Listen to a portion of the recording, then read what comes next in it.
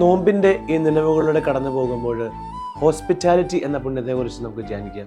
പലപ്പോഴും നമ്മുടെ ജീവിതത്തിൽ നഷ്ടപ്പെട്ടുകൊണ്ടിരിക്കുന്ന ഒരു പുണ്യമാണ് ഹോസ്പിറ്റാലിറ്റി.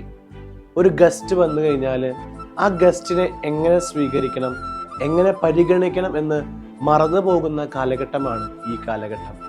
ചില വൈദികരെ ഞാൻ കണ്ടിട്ടുണ്ട്, വളരെ മനോഹരമായ രീതിയിൽ ഹോസ്പിറ്റാലിറ്റി കാണിക്കുന്ന വൈദികരും സിസ്റ്റേഴ്സും ആളുകളും നമ്മുടെ ഇടയിലുണ്ട്.